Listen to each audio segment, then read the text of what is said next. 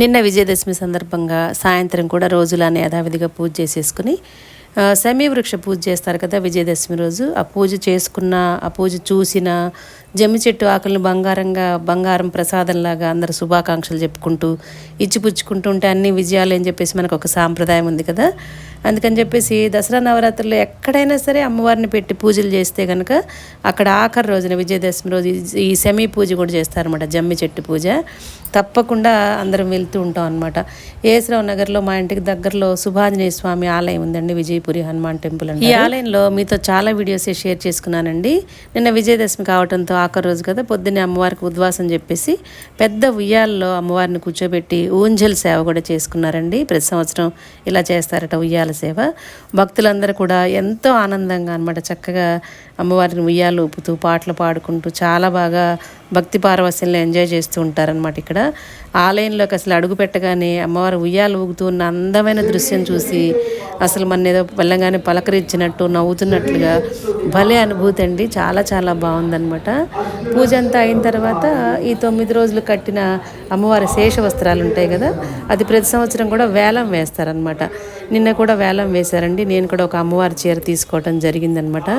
ఈసారి దసరాలు ఎందుకో చాలా చాలా త్వరగా ముగిసిపోయాయా అన్నట్టుగా అనిపించింది అనమాట. ఎందుకంటే ప్రతిరోజు ఇంట్లో పూజ చేసుకోవటం, ఏదో ఒక ఆలయానికి వెళ్ళటం, అక్కడ అమ్మవారిని దర్శించుకోవటం, అక్కడ కుంకుమ పూజలు చేసుకోవటం, అవన్నీ కూడా మీతో ఎడిట్ చేసి పోస్ట్ చేసుకోవటం, అసలు చాలా చాలా బిజీగా గడిచిపోయిందనమాట.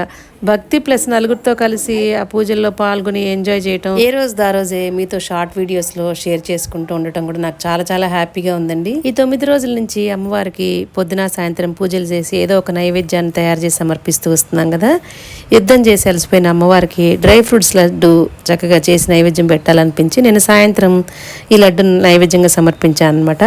చాలా సింపుల్ ప్రాసెస్లో ఈ లడ్డూని ఎటువంటి పంచదార కానీ బెల్లం కానీ వేయకుండా చాలా టేస్టీగా చేసి పెట్టానమాట. నెక్స్ట్ షార్ట్ వీడియోలో పోస్ట్ చేస్తానండి. దీపావళికి ఎవరికైనా కావాలంటే కనుక వీడియో ఉపయోగపడుతుందని చెప్పేసి చిన్న చిన్న క్లిప్పింగ్స్ తీసుకుని వీడియో తయారు చేశాను. నెక్స్ట్ షార్ట్ వీడియోలో మీతో షేర్ చేసుకుంటాను.